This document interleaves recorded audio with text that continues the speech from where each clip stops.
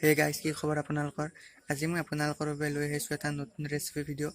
গতিকে আপোনালোকে মোৰ ভিডিঅ'টো সম্পূৰ্ণভাৱে চাব আৰু ভিডিঅ'টো ভাল লাগিলে ভিডিঅ'টো লাইক কৰিব আৰু মোৰ চেনেলটো ছাবস্ক্ৰাইব কৰিব আৰু কাষতে থকা ন'টিফিকেশ্যন বেলটো এনাবল কৰি দিব। এই ৰেচিপিটো বনাবৰ বাবে বিশেষ কোনো মছলাৰ দৰকাৰ নাই। ইয়াত মই লৈছোঁ নহৰু, কেঁচা জলকীয়া আৰু সৰিয়হখিনি। এতিয়া এইখিনি ভালদৰে মিক্সিত আমি পিচি ল'ম, একেবাৰে মিহি হোৱাকৈ পিচি ল'ম।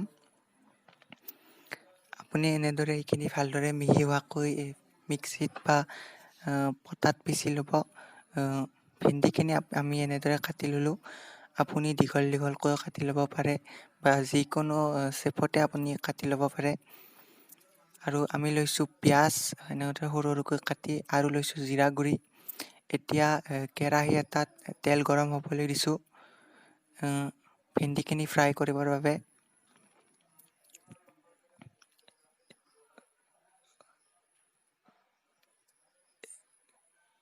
ভেন্দিখিনি ফ্ৰাই কৰিবৰ বাবে তেলটো ভালদৰে গৰম কৰি ল'ব। এতিয়া ইয়াত আমি ভেন্দিসমূহ দিম আৰু ভেন্দিসমূহ কিছু সময়ৰ কাৰণে ভালদৰে ফ্ৰাই কৰি ল'ম। চাব যাতে গেছটো মিডিয়াম ফ্লেমত থাকে। এইখিনি আমি এনেদৰে ফ্ৰাই কৰি ল'ম। কিছু সময়ৰ বাবে ফ্ৰাই কৰি ল'ব এই ভেন্দিখিনি। এতিয়া ইয়াত দিছোঁ সোৱাদ অনুসৰি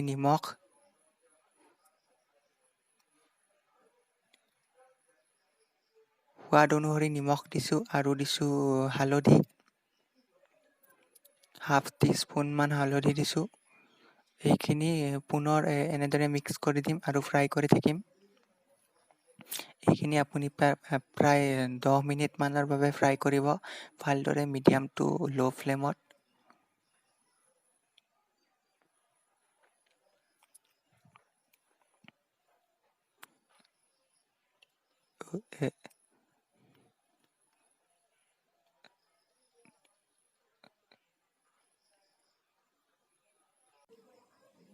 এতিয়া ইয়াত এখন ঢাকনি লগাই দিম, যাতে এই ভেন্দিখিনি কেঁচা হৈ নাথাকে বা ভালদৰে সিজি যায়। এইখিনি প্ৰায় 5 মিনিটৰ বাবে আমি ঢাকনি লগাই দিম। ঢাকনিখন গুচাই যাওঁ 5 মিনিট পিছত, আৰু এইখিনি আৰু এবাৰ এনেদৰে মিক্স কৰি ল'ম আৰু ভালদৰে অকণমান সময় ফ্ৰাই কৰি থাকিম। এইখিনি ফ্ৰাই হৈ যোৱাৰ পিছত এনেদৰে কাঁহী এখনত বা প্লেট এখনত আপোনালোকে নুমাই ল'ব। এইখিনি এনেদৰে নমাই ল'ব। আৰু এতিয়া ইয়াত দিছোঁ মই মিঠাতেল। কেৰাহীটোত মই মিঠাতেল দিছোঁ। মিঠাতেলখিনি দিয়াৰ পিছতে ইয়াতে মই দি ল'ম সৰু সৰুকৈ কাটি লোৱা পিঁয়াজখিনি, আৰু দিম 2টা বা আপোনাৰ জোখমতে কেঁচা জলকীয়া। মই ইয়াত 2টা কেঁচা জলকীয়া দিছোঁ।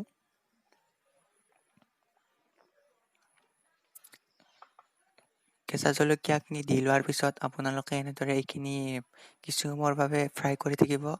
এইখিনি তেতিয়ালৈকে ফ্ৰাই কৰিব যেতিয়ালৈকে পিঁয়াজটোৱে তেল এৰিব নধৰে।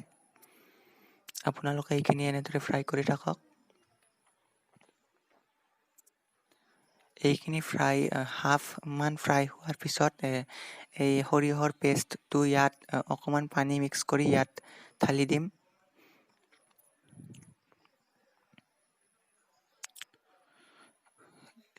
এয়া সৰিয়হৰ পেষ্টটো আমি এই পিঁয়াজখিনিৰ ওপৰত ঢালি দিলোঁ। এতিয়া এইখিনি আকৌ কিছু সময়ৰ বাবে ফ্ৰাই কৰি থাকিম।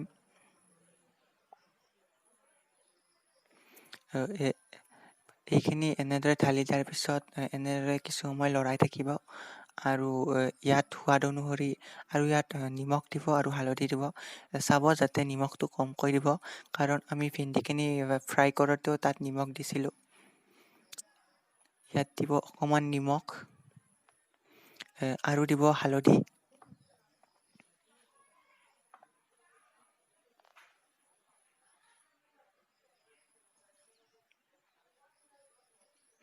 এতিয়া এইখিনি ভালদৰে মিক্স কৰি লওক আৰু কিছু সময়ৰ বাবে এনেদৰে লৰাই থাকক আৰু গেছৰ ফ্লেমটো হাই কৰি ৰাখক।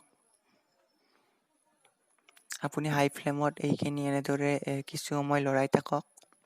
এতিয়া ইয়াত দিম জিৰা গুড়ি,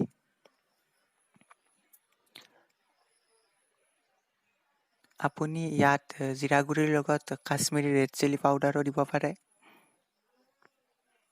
মই দিছোঁ অকল জিৰা গুড়ি। এতিয়া এইখিনি ভালদৰে লৰাই মিক্স কৰি দিম। আৰু এইখিনি ভালদৰে মিক্স হোৱাৰ পিছতেই ইয়াতেই ফ্ৰাই কৰি থোৱা ভেন্দিখিনি দি ল'ম। ফ্ৰাই কৰি থকা ভেন্দিখিনি দিয়াৰ পিছত এইখিনি পুনৰ এনেদৰে মিক্স কৰিব। এইখিনি ভালদৰে লৰাই থাকিব। আৰু ইয়াত যদি আপোনাৰ এই কনচিষ্টেঞ্চিটো ঠিক যেন লাগে, তেনেহ'লে ইয়াত অকণমান পানী এড কৰিব। আৰু এইখিনি ভালদৰে লৰাই থাকিব।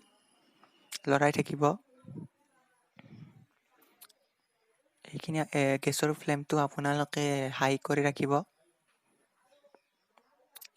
এইখিনি এনেদৰে লৰাই ভালদৰে ছেট কৰি লৈ ইয়াত এখন ঢাকনি লগাই দিব।